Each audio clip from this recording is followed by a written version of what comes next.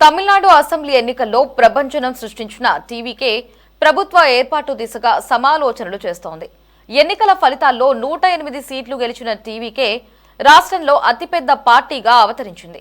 ఈ పార్టీ అధినేత విజయ్ మే 7న తమిళనాడు ముఖ్యమంత్రిగా ప్రమాణ స్వీకారం చేసే అవకాశం ఉందని పార్టీ వర్గాలు పేర్కొంటున్నాయి. ఆయనతో పాటు మరో 9 మంది కేబినెట్ మంత్రులు కూడా ప్రమాణ స్వీకారం చేయనున్నట్లు పార్టీ వర్గాలు పేర్కొన్నాయి. ఇక చెన్నై పనయూర్లో జరిగిన టీవీకే నూతన ఎమ్మెల్యేల సమావేశంలో విజయ్ను శాసనసభాపక్ష నేతగా ఏకగ్రీవంగా ఎన్నుకోవడంతో ఆయన సీఎం అభ్యర్థిగా అధికారికంగా ఖరారయ్యారు.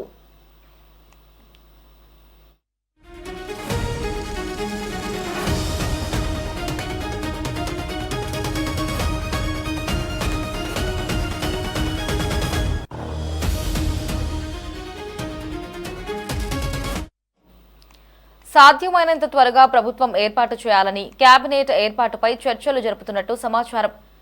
అదే సమయంలో మెజారిటీ మార్క్ 118 అందుకోవడానికి టీవీకేకు మరో 10 సీట్లు అవసరం.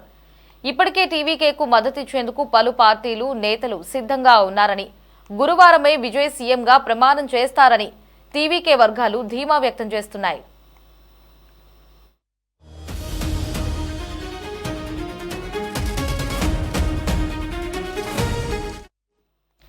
ప్రభుత్వ ఏర్పాటుకు అవసరమైన బలం కోసం చూస్తున్న టీవీకేతో సుమారు 10 మంది అన్నాడీఎంకే ఎమ్మెల్యేలు టచ్లో ఉన్నట్లు రాజకీయ వర్గాల్లో జోరుగా చర్చ సాగుతోంది. అయితే టీవీకేకు మద్దతిచ్చే అంశంపై అన్నాడీఎంకే అధినేత ఎడప్పాడి పళనిస్వామి ఇంకా తుది నిర్ణయం తీసుకోలేదని తెలుస్తోంది. ఈ క్రమంలో విజయ్తో టచ్లో ఉన్న 10 మంది ఎమ్మెల్యేలు పార్టీ మారి టీవీకేలో చేరతారా, లేక పళనిస్వామి నేరుగా టీవీకేకు మద్దతు ప్రకటిస్తారా అనే విషయం ఆసక్తికరంగా మారింది. కాగా టీవీకే విజయంపై ప్రధాని నరేంద్ర మోదీ అలాగే కాంగ్రెస్ నేత రాహుల్ గాంధీ విజయ్కు ఫోన్ చేసి అభినందనలు తెలిపారు. దీనికి స్పందించిన విజయ్ వారికి ధన్యవాదాలు తెలిపారు. రాష్ట్ర అభివృద్ధి కోసం కేంద్రం మద్దతు కోరుతున్నట్టు ఎక్స్ వేదికగా పేర్కొన్నారు.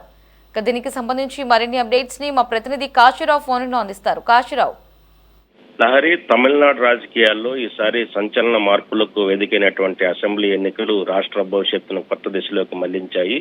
సినీ నటుడి నుంచి రాజకీయ నాయకుడిగా మారినటువంటి విజయ్ నాయకత్వంలోని టీవీకే పార్టీ 108 స్థానాలు గెలుచుకొని అతిపెద్ద పార్టీగా అవతరించడం రాష్ట్ర రాజకీయాల్లో కీలక మలుపుగా మనం చెప్పుకోవచ్చు. ఇప్పటి వరకు డిఎంకే, ఏఐడిఎంకే మధ్య జరిగినటువంటి రాజకీయ పోటీకి భిన్నంగా ఈసారి టీవీకే ఎదుగుదల ప్రజల్లో కొత్త రాజకీయ అంశాలను రేకెత్తించింది. ఎన్నికల ఫలితాల అనంతరం చెన్నై పనయూరులో జరిగినటువంటి టీవీకే నూతన ఎమ్మెల్యేల సమావేశంలో విజయ్ను ఏకగ్రీవంగా శాసనసభాపక్ష నేతగా ఎన్నుకోవడంతో ఆయన సీఎం అభ్యర్థిత్వం దాదాపుగా కూడా ఖరారైంది. పార్టీ వర్గాల సమాచారం ప్రకారం మే 7న ఆయన ముఖ్యమంత్రిగా ప్రమాణ స్వీకారం చేసే అవకాశం ఉంది. ప్రభుత్వం ఏర్పాటుకు అవసరమైనటువంటి ప్రక్రియలను వేగవంతం చేసినటువంటి టీవీకే గవర్నర్ను కలిసేందుకు అపాయింట్మెంట్ కోరింది. గవర్నర్ కూడా మద్దతు ఇస్తున్నటువంటి ఎమ్మెల్యేల జాబితాను సమర్పించాలని కూడా సూచించినట్లు తెలుస్తోంది. అయితే ప్రభుత్వ ఏర్పాటు దిశగా ప్రధాన సవాల్ మెజార్టీ సంఖ్య. మొత్తం 234 స్థానాలు ఉన్నటువంటి అసెంబ్లీలో మ్యాజిక్ ఫిగర్ 118. అయితే టీవీకే వద్ద ప్రస్తుతం 108 సీట్లు మాత్రమే ఉన్నాయి. దీంతో ఆపరేషన్ ఆకర్ష పేరుతో మద్దతు కూడగట్టే ప్రయత్నాలు ప్రారంభించింది.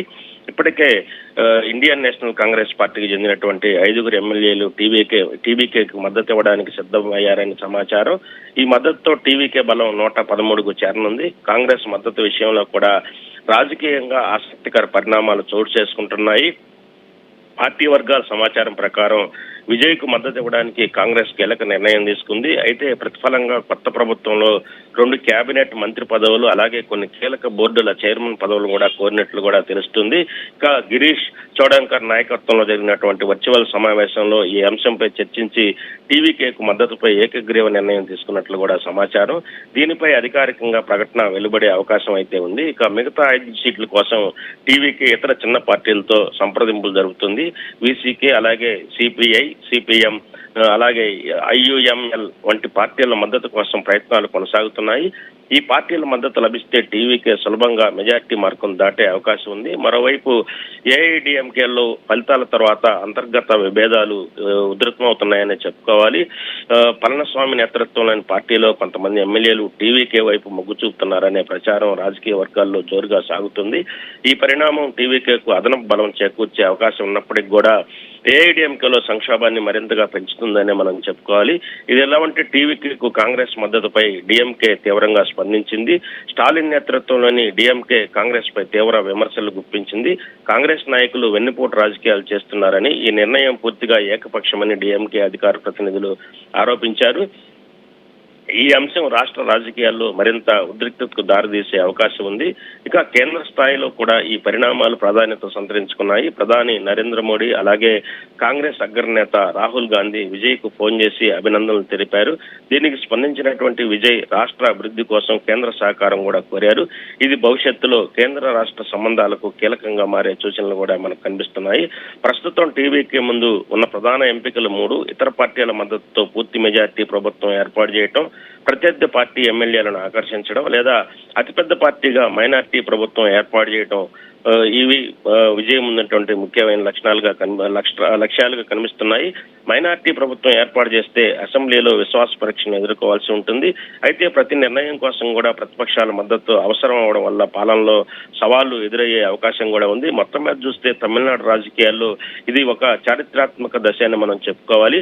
టీవీకే ప్రభుత్వం ఏర్పాటు దిశగా దూసుకెళ్తున్నప్పటికీ కూడా మెజార్టీ సాధన, అలాగే కూటమి సమీకరణాలు, ప్రత్యర్థి పార్టీల వ్యూహాలు మొత్తం కూడా కలిపి రాజకీయ ఉత్కంఠను మరింత పెంచుతున్నాయని చెప్పుకోవాలి. రాబోయే కొన్ని రోజుల్లో ఎవరితో చేతులు కలుపుతారో, ప్రభుత్వం ఎలా రూపుదిద్దుకుంటుందో అన్నది రాష్ట్ర రాజకీయ భవిష్యత్తును నిర్ణయించనున్నదనే మనం చెప్పుకోవాలి. లహరి.